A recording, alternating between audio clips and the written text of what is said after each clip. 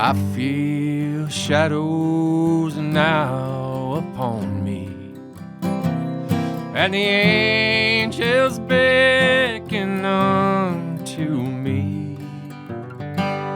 Before I go, dear sisters, dear brothers, won't you come and sing for me? Sing those hymns we sang together in that plain little church with the benches all worn. How dear to my heart, how precious the moments we stood shaking hands and singing a song.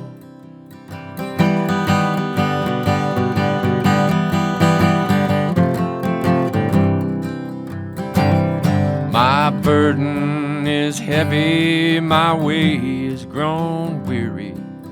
I have traveled a road so long, and it would warm that soul heart, dear brothers, if you come and sing me one song. Sing those hymns we sang together in that plain little church with the benches all worn. How dear to my heart, how precious the moments we stood shaking hands and singing a song.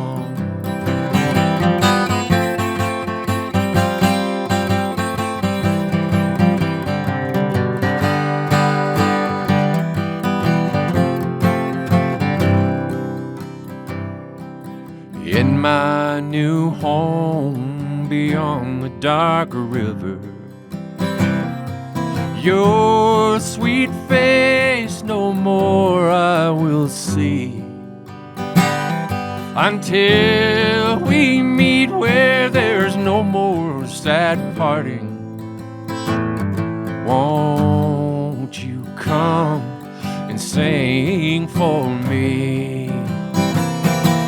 Sing those hymns we sang together in that plain little church with the benches all worn. How dear to my heart, how precious the moments we stood shaking hands and singing a song. How dear to my heart, how precious the moments we stood shaking hands and singing a song. Hello, welcome to a return to New Moon, New Music. We've taken 2 or 3 months off. We had done an entire year, which was 13 new moons in the year that we did our first year. And when that finished, there was a lot of road work, and it just didn't seem like we could get into record some more of that. And now we're in the autumn of 2025, and here we go again, and keeping this series going because we just want to keep it going. So Abraham's here with me, and I'm here, and it's autumn, beautiful outside, and I'm here to talk to you now about a new project that I want to go in depth with you over the next couple episodes, and it's an album with my brothers, and so the Scott brothers. We'll get into this like song by song on some of this, but the general concept I want you to know about, and what you just heard there off the top of the episode was a song called Won't You Come and Sing For Me. And that's what starts the album as well. And what that is definitely a gospel-leaning song. It's talking about a church, and it's talking about singing in church. And the reason I started the album And this episode with that is because that's where we started, the Scott brothers, me, my dad, my mom. So we were a church-going family, basically. Southern Baptist was what we went to because that was a continuation of the generation ahead of us in Kentucky and the generation ahead of that. So the Southern Baptist thing is just part of my Kentucky heritage and my Scott family heritage. The reason I love that song, and it's Hazel Dickens and Alice Gerard song. So Hazel and Alice did a duo, or they'd have players in there too, band members, but they would sing together in that great old style of mountain singing. And I had to learn this song in order to record it. I've heard the song over my lifetime, especially sort of bluegrass and old time bands, musics, and such hit that song.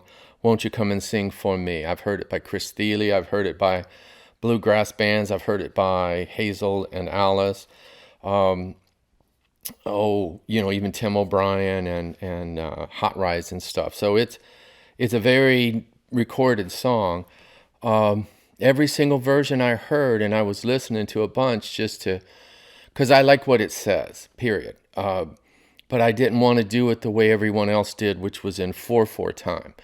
I hadn't heard a single recording that had it in 3/4. But to me, when I first of all, I'm drawn to the lyric and the general melody and stuff. But this is not a song from my childhood. But the scenes inside the song are absolutely a lift from my childhood, which is why I have done it with my brothers. And basically, the scene, especially you see it in the chorus, where it's a church scene, because in my childhood, when we went to church and we were playing music, or music was a big part of church, and there I am listening as a 4-year-old or 6-year-old or anything else, being influenced by this gospel music basically going on in a Southern Baptist church. The real scene to me was remembering in childhood a church that would sort of we'd all be standing at the end, maybe after the altar call, because you couldn't even have any gathering in a Southern Baptist church without an altar call. And that's the call where, hey, does anyone want to receive Christ or rededicate their life, that type of stuff. So let me tell you what this whole album concept is. Yes, it's my brothers, no doubt about that. And it's the brothers that I have left in which to record with, because our oldest brother, who was really kind of our main musical influence as growing up, Denny Scott, he has passed away. He passed away in 2021. And honestly, he was our leader. So in essence, I was making this record without our leader, so to speak. So in essence, I dedicate this whole album to Denny, because that's where our generation, me and my brothers, that's where our musicality really kind of stepped forward. We had our dad and mom's music, country music, gospel certainly, but Denny represented, more modernistic to this hillbilly family of ours called the Scott family, from Kentucky, but we moved into a lot of places, Indiana, a little Kentucky, some Tennessee, but a lot of Southern California. So a lot of moving around. So the family stayed intact, and music is sort of what helped us keep it intact. And church music, particularly gospel and church, was where we came from originally. And yes, country music was sitting there absolutely every step of the way. But when I decided to cast this record and make this record, it became very clear to me that I was going to lean into the gospel music that we kind of grew up in.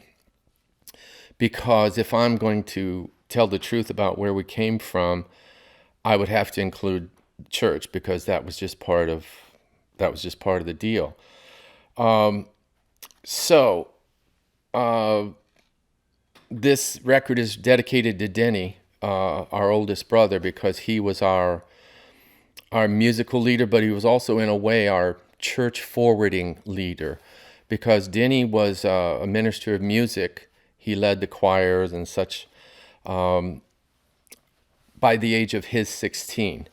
So that's how advanced he was. He was leading adults, the children's choir, string players, horn players he'd write parts for at age 16. So that's how advanced he was as musical information. He started as a guitar player, and he was a phenomenal guitar player, which meant I was the bass player of the family, because even though I'm kind of known for guitar, he was the guitar player because he was just really good as a 12-year-old and a 14 and everything else. And I was 6 years younger, so I was basically trying to keep up with him on bass on these kind of advanced things that he would work on. Chet Atkins, Jerry Reed stuff, Glenn Campbell. So just know that this whole record is dedicated to Denny. And we got musicality from Denny, more advanced than, say, my dad's Johnny Cash and Hank Williams kind of deal. It was more pop oriented and more advanced, choral, this and that. Harmony was more complicated with Denny. So anyway, since he's the missing brother, he's featured in this album, except he's not there. So if you can follow that and appreciate where that's coming from, that's why this is a gospel album, so to speak. So for many years, I didn't want to hold very closely to the gospel music because of its general message and the general, problems I had with it by the time I was, say, 16 and older, where I was rebelling against it, not really wanting it to describe who I was, because I didn't believe it, basically. But a friend who helped me understand that, and just fairly recently, a great singer-songwriter friend of mine named Greg Brown. Greg also has a church background, and we were talking one time, and he felt very strongly that we needed to represent our gospel music as culture of our background, not as, leading people to Christ type stuff. And I'd really never talked to anyone in my whole life about that subject until Greg. And Greg's father, spent a good amount of time being a preacher. And so I knew Greg had gone through, the situation of a church background, but you have a more humanistic view, or you see there's a bigger world out there than the maybe fairly narrow one that was taught to kids in Southern Baptist Sunday schools and vacation Bible schools and all that kind of stuff. Anyway, this was my embracing my cultural gospel background, this whole album. I start this song off with "Won't You Come and Sing For Me," turn it into a 3/4 song, because to me it sounded even more old-timey than it already does. I mean, if you hear Hazel and Alice to it, it's old-timey. It's the old school. It's the old, Southern gospel-y thing, the mountain church. That's where my family comes from. That's why I wanted to start with this. So it's extremely family-oriented. It's very, and it's pretty much a gospel album. You're going to find that out as you hear stuff.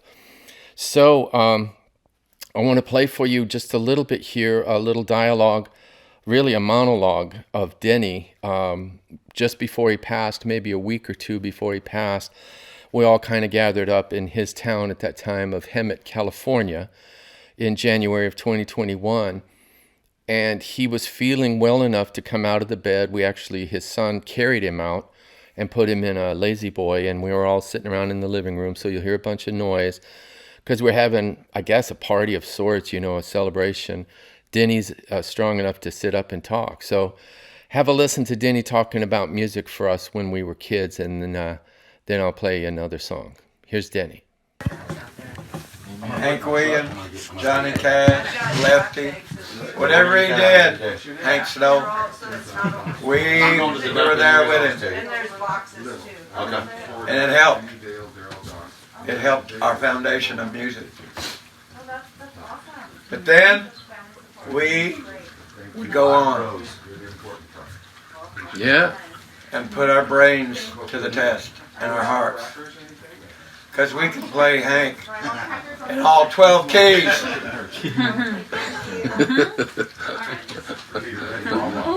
But when we got down to our stuff, boy, we'd let it happen. We were blessed. It helped us with our vocation. Yep. It helped us with our vocation.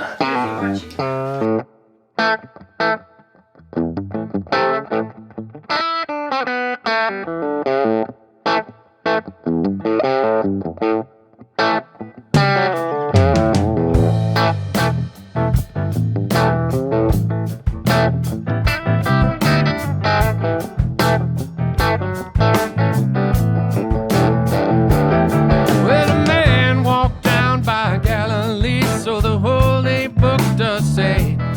And a great multitude was gathered there without a thing to eat for days. Up stepped a little boy with a basket. Please take it, Lord, he said. And with just 5 loaves and 2 little fishes, 5,000 had fish and bread.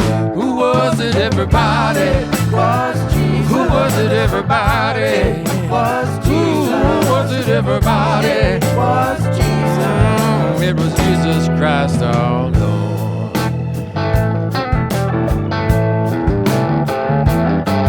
Now pay close attention, little children. There's somebody you ought to know. It's all about a man that walked on earth nearly 2,000 years ago. When he healed the sick and afflicted, and he raised them from the dead. Then they nailed him to an old rugged cross and put thorns on his head. Who was it, everybody? Was Jesus. Who was it, everybody? Was Jesus. Who was it, everybody? Was Jesus. It was Jesus Christ our Lord. Lord, Lord, Lord.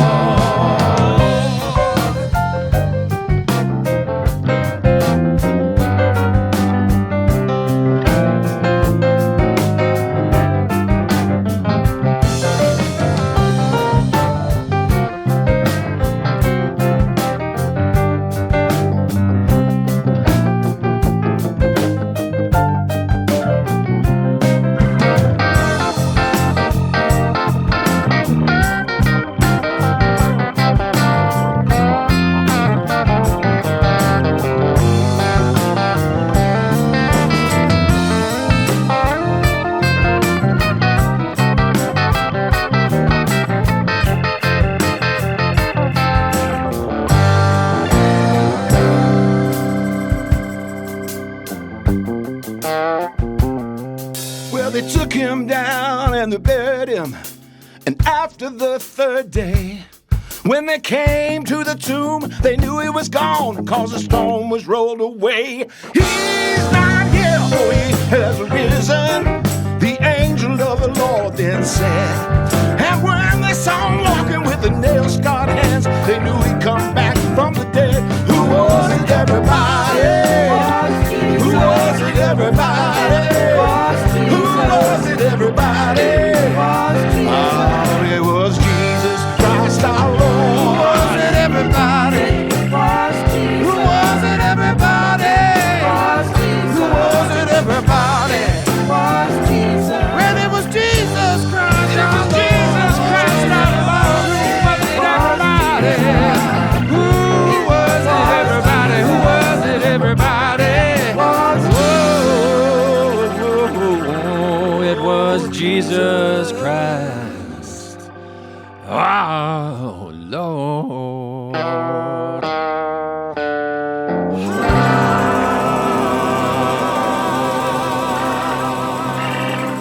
Who was it, everybody?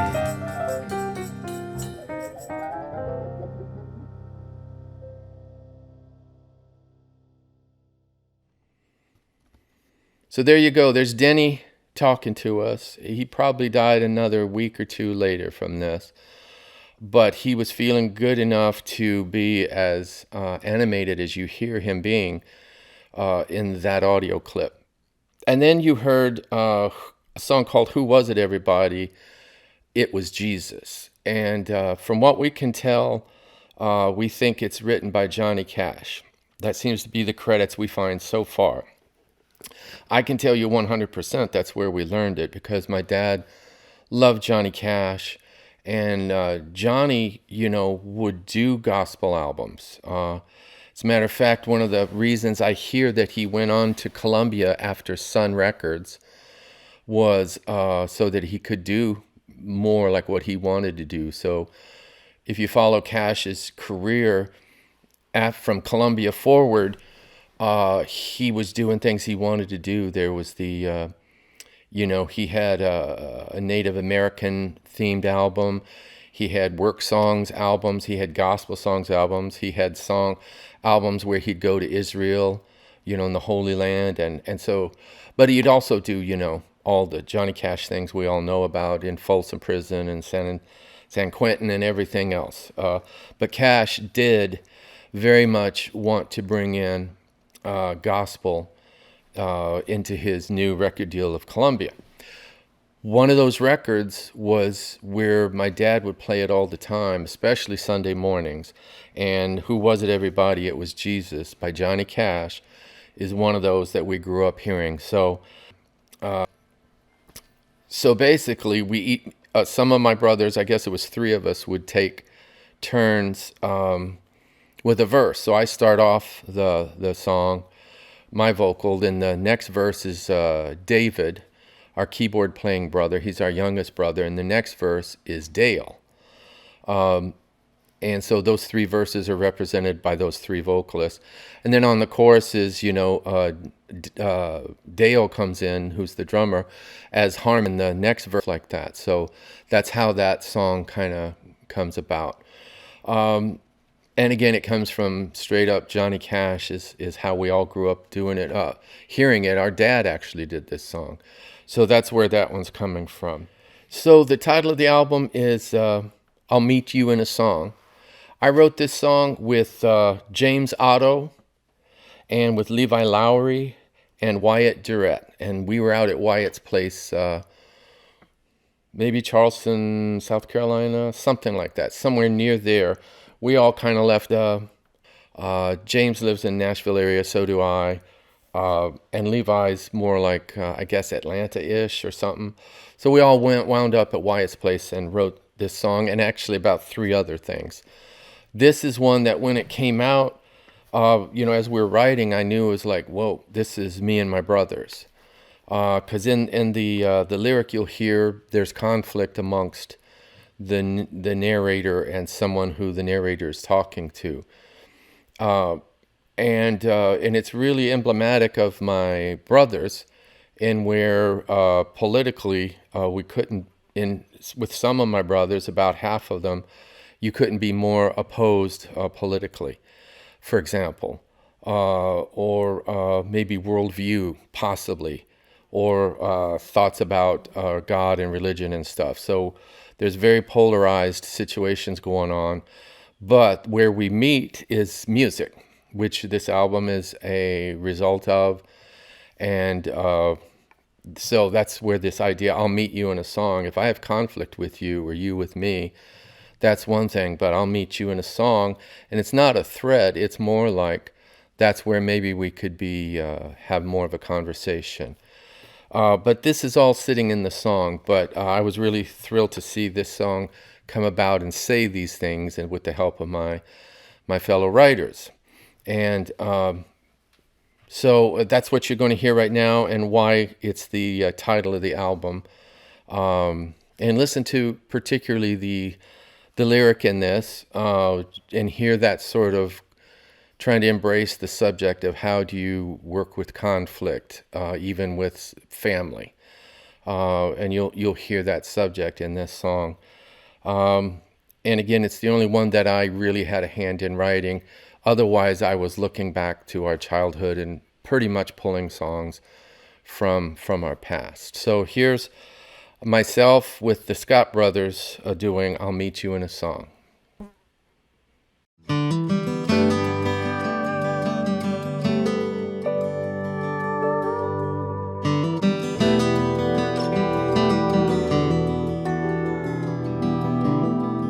If you're gonna hurt me, then I wish you would.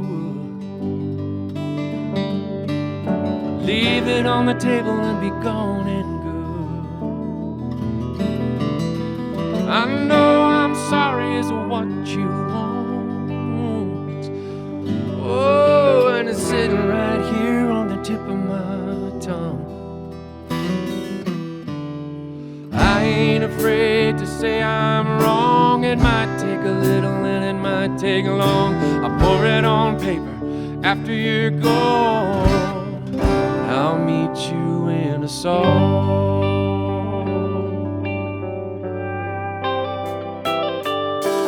Walking on eggshells, holding our breath. Agree to disagrees about all that's left. Like we don't see colors except red and blue. Oh, but there's a rainbow possible in my view. Wish we weren't afraid to say I'm wrong. It might take a little and it might take long. We just might see it if we'd listen at all. I'll meet you in a song.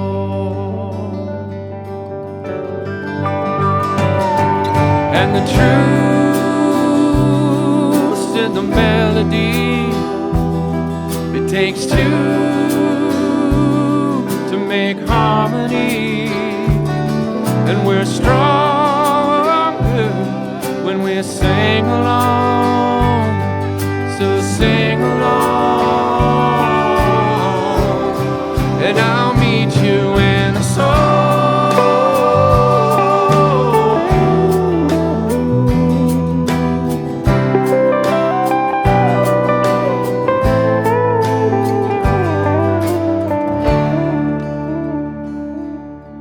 Red and yellow, black and white, we're all wrong, we're all right, we're all right, and we're all wrong. One of these days we're gonna get along.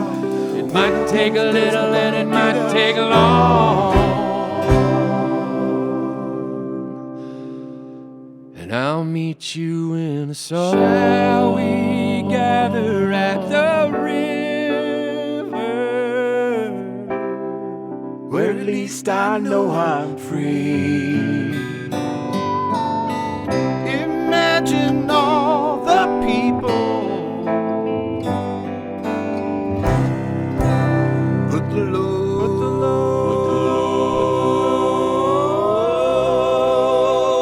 right on me,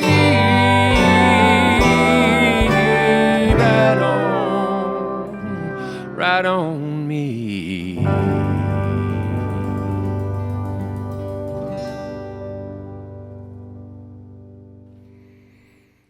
So there it is, I'll Meet You in a Song. And yeah, I just really like what that song says.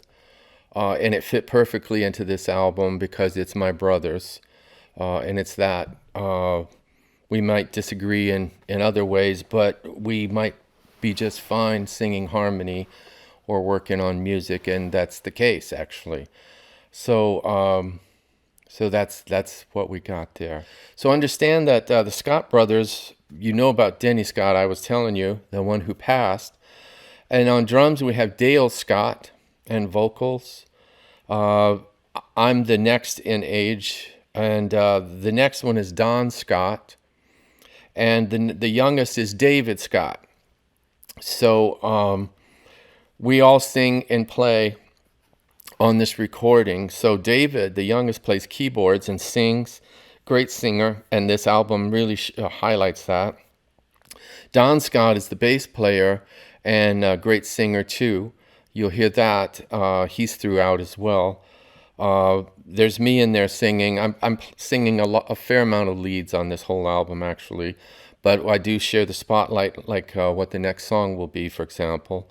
And then there's, again, this ever-presence of our oldest brother, Denny Scott, throughout the whole project, if you will. So right now I want to play for you a song that David takes the lead on. And on these songs, when I was casting them stylistically for who the singer would be. myself included, and I would cast them for their message, from our background and our historical. Where did this song come from? Well, some came from my dad's side of Johnny Cash. Some came from Denny's side. Both, he wrote some of these songs. There's even one song that's coming up where Dad wrote the lyric and Denny wrote the music. So it really is a family album. And on some level, you could almost consider family album almost like photograph family albums. Those mostly stay among family. They don't really become publicized and released to the public per se. So on some level, I have a conversation with myself about this album being like, well, it's really just meant for the family. And so it's I'll send it out for Christmas, like a Christmas card, so to speak. Or there's that side that says this really is a part of my background. And if you, the viewer, are interested in my background, then I'm going to have to fess up to this background as well as I would for any other part of my background. So again, thanks to Greg Brown helping me to understand I need to embrace my culturally gospel Christian background. That's what this is. So the next song is another Johnny Cash song, probably from that same album on Columbia, where Cash, once he got that deal, started doing what he wanted to do, and part of that was gospel. My brother David, who sings the lead on this, is kind of one of his threads of playing his honky-tonk piano, like, say, Jerry Lee Lewis. That's a big thread for David. And I kind of thought this had some Jerry Lee on it. So I cast it for David to sing lead on this. And he just tears it up. Now, you just listen to the voice alone and the vocal alone, and you hear that David is just owning this thing from top to bottom. He just approaches it like like a blues slash gospel slash southern thing, and he just does a tremendous job on this, and it was right in casting him on this song as the lead singer. So that's how we're going to end our episode here is I've Got Jesus, and that's enough. Now, listen to David lead this thing. He's the piano player on it, so he starts with piano, and this is the Scott brothers, so we had no other musicians on this. This is, everything you hear is me and my brothers. It's as simple as that. And we do have a couple of guest surprises that will show up in the later part of the record. But right now, let's go out with David Scott on keyboards and the brothers singing backgrounds. You'll hear us in there too, with this song we learned out of a Johnny Cash, early 60s record, and it's called I've Got Jesus, and that's enough. Thanks again to Abraham for helping with all this, and we'll see you all next time. We'll get back into the swing of recording these. New Moon, New Music. Thank you.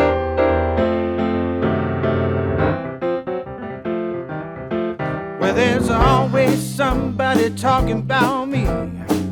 Really, I don't mind. They try to stop and block my progress most of the time. Oh, the mean things they say don't make me feel bad. I can't miss a friend I never had. I got Jesus, and that's enough. That's enough, that's enough. When I'm sick, He's there. When I'm in trouble, He's there. Well, He's there to answer my prayers. When I'm burdened with a load, that's when Jesus is a comforter to my soul. You can rebuke or miscall me, turn your back on me. God's got His arms wrapped all around me. I got Jesus, and that's enough. That's enough. That's enough.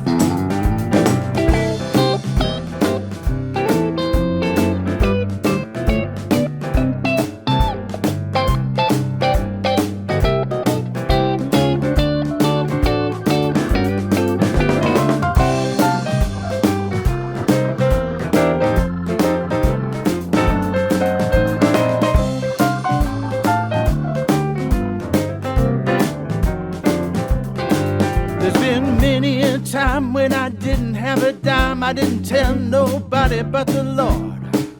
Well, He heard my plea, He came to see about me. He's what I can afford.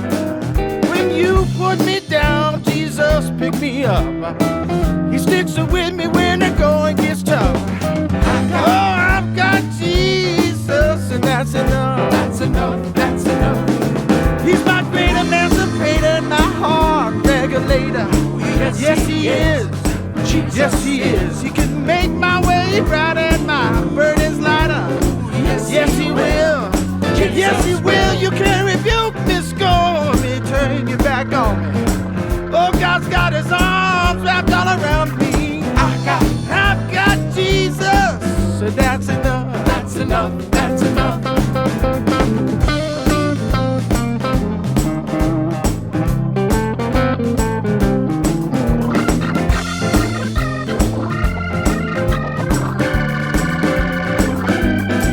You can rebuke me, scorn me, turn your back on me. God's got his arms wrapped all around me. And he fights down the devil till he makes him give up. And that's enough. And that's enough. And that's enough. And that's enough. And that's enough. That's enough.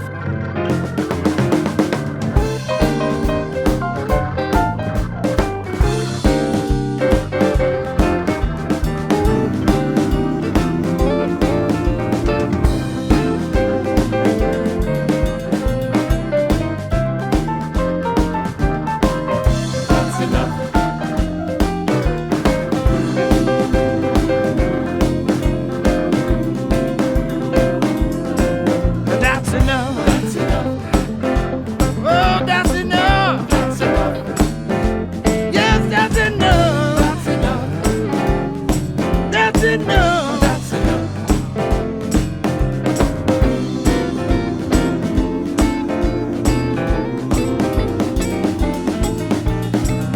That's enough.